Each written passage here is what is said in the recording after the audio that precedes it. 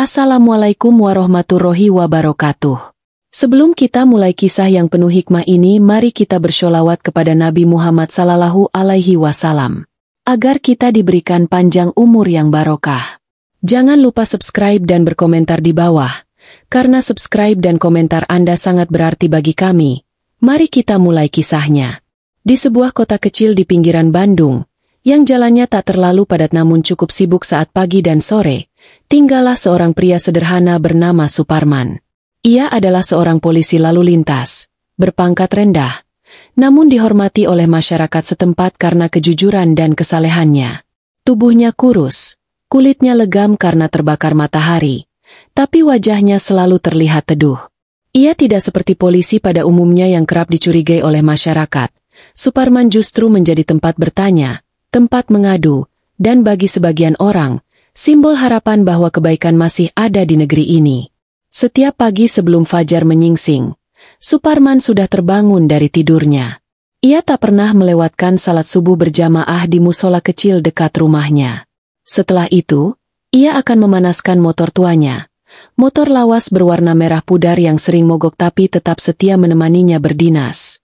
Seragam dinasnya tidak baru, namun selalu rapi dan bersih. Ia mengikat tali sepatunya dengan teliti, kemudian mengusap wajahnya dengan kedua tangan, seakan menyiapkan diri bukan hanya untuk bertugas, tetapi untuk beribadah di tengah hiruk-pikuk jalan raya.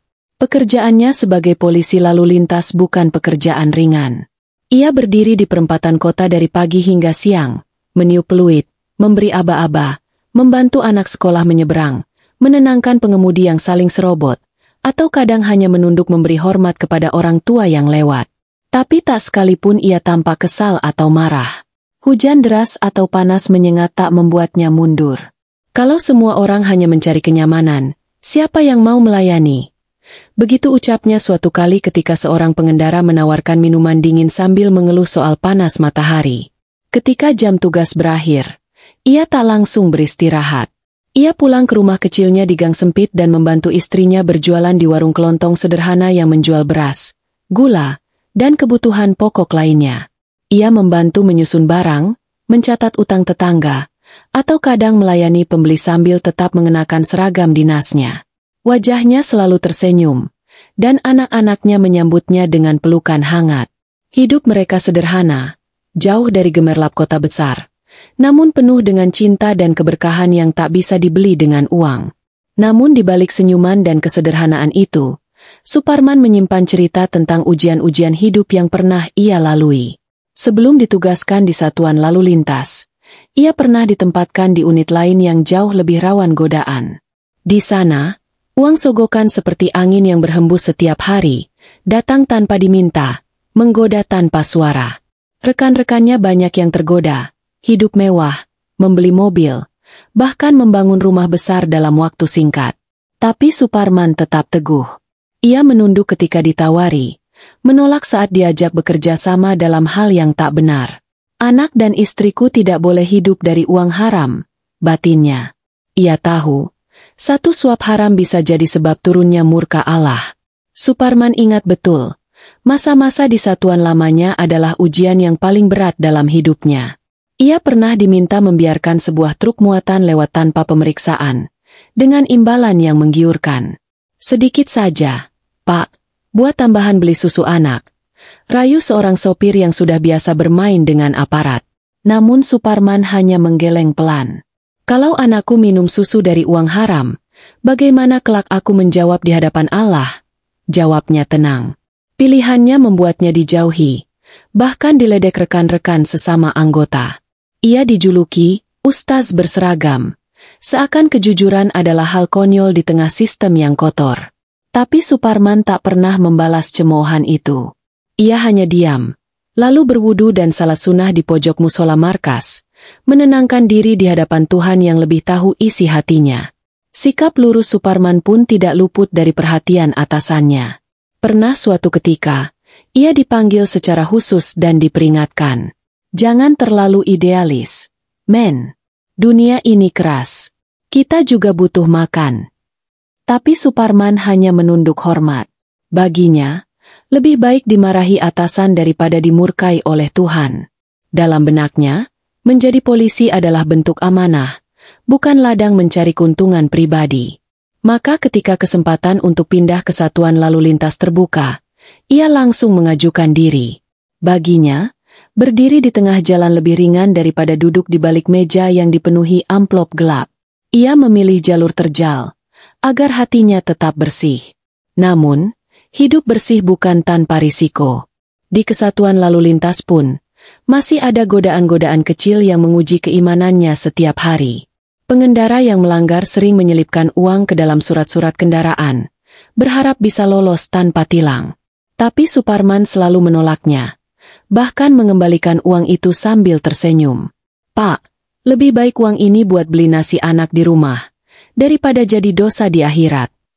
Ada yang kesal, ada yang malu, tapi tak sedikit pula yang kemudian merasa malu sendiri dan mengucap terima kasih. Suparman sadar, tugasnya bukan hanya menegakkan hukum, tapi juga menegakkan nilai. Kesalehan Suparman membuatnya berbeda. Ia tidak banyak bicara, tapi perbuatannya meninggalkan jejak. Ia lebih sering duduk sendiri saat istirahat dinas, membaca Al-Quran kecil yang selalu dibawanya di saku seragam. Rekan-rekan yang dulu mencibir, lama-lama mulai menghormatinya.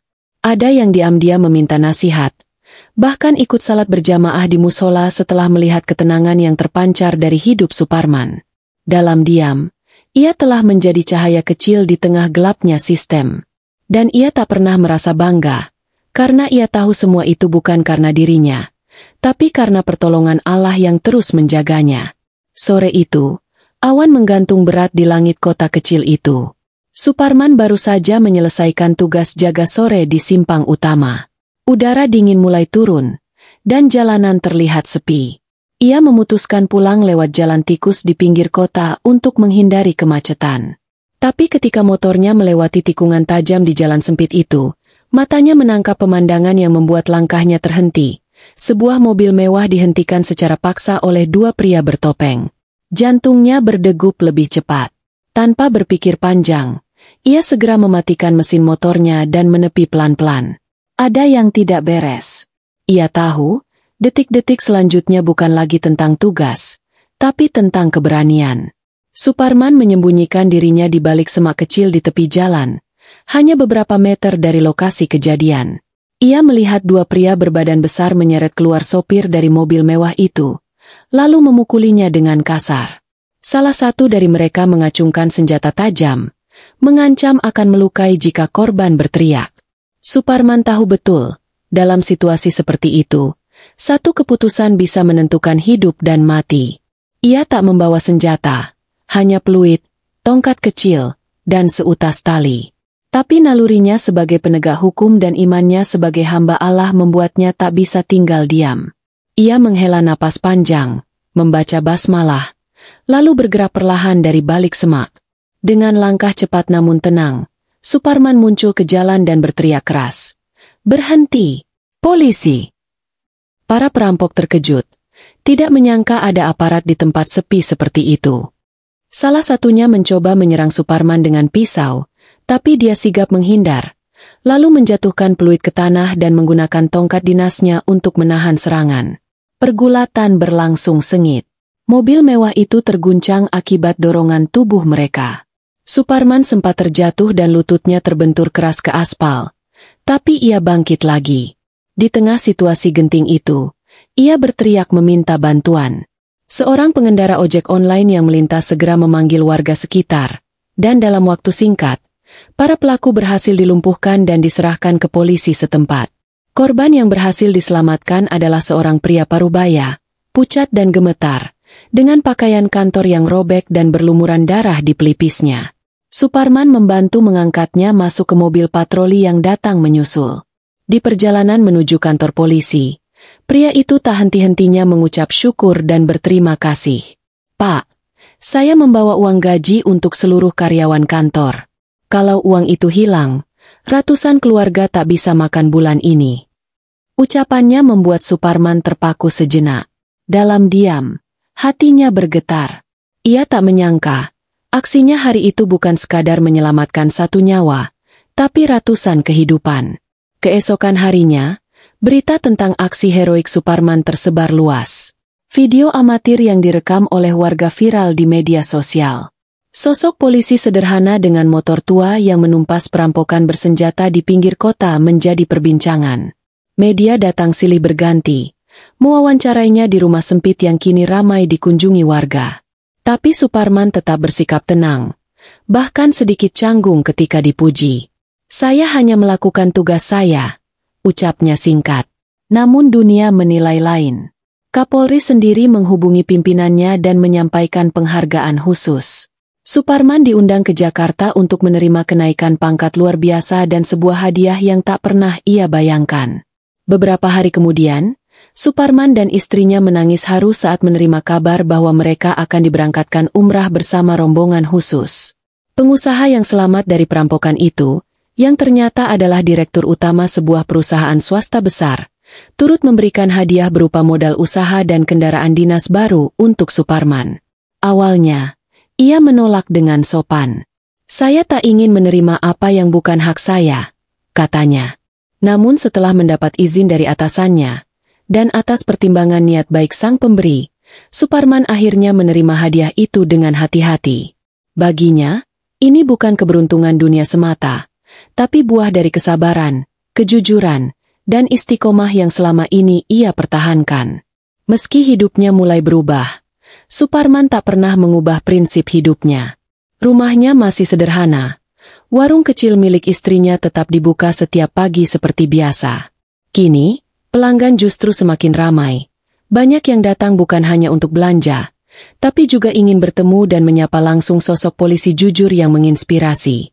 Suparman tetap memakai motor tuanya meski kini sudah diberi kendaraan dinas baru. "Motor ini sudah menemani saya melewati banyak ujian," ujarnya suatu hari sambil membersihkan rantai motor yang aus. Ia tahu, ujian sejati justru datang ketika seseorang diangkat derajatnya. Mampukah ia tetap rendah hati, atau akan terjerat godaan baru yang lebih halus? Anak-anaknya kini tumbuh dengan rasa bangga pada sang ayah. Suparman tak pernah mendorong mereka untuk jadi seperti dirinya, tapi ia selalu menanamkan satu hal di meja makan setiap malam. "Nak, makan itu perkara mudah, tapi menjaga makanan ini agar tak membawa kita ke neraka, itu yang sulit." Ucapan itu terus terngiang di benak mereka. Ia mengajak anak-anaknya salat berjamaah, mengaji bersama di malam hari, dan mengajarkan pentingnya doa sebelum tidur. "Ayah ingin kalian besar jadi orang jujur. Walau dunia tak selalu adil," katanya. Bagi Suparman, mendidik anak dengan keteladanan lebih kuat daripada 1000 nasihat kosong. Waktu berjalan, dan nama Suparman kian dikenal. Beberapa sekolah mengundangnya untuk berbicara di depan murid-murid. Di hadapan ratusan siswa, ia berdiri dengan suara gemetar.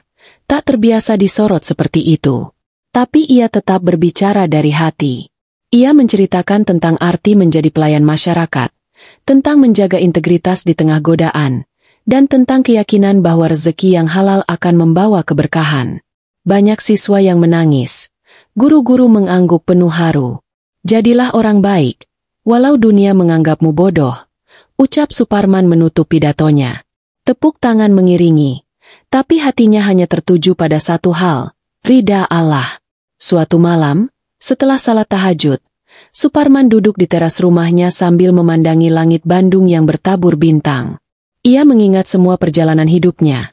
Cemoohan, godaan, luka di lutut saat menggagalkan perampokan, dan air mata syukur saat menginjak tanah suci. Ia sadar, hidupnya bukan tanpa celah, tapi ia bersyukur telah diberi kekuatan untuk tetap berjalan di jalan yang lurus. Ia tersenyum sendiri, lalu memejamkan mata dan berdoa dalam hati. "Ya Allah, jangan biarkan aku tergelincir. Bimbing aku sampai akhir usia."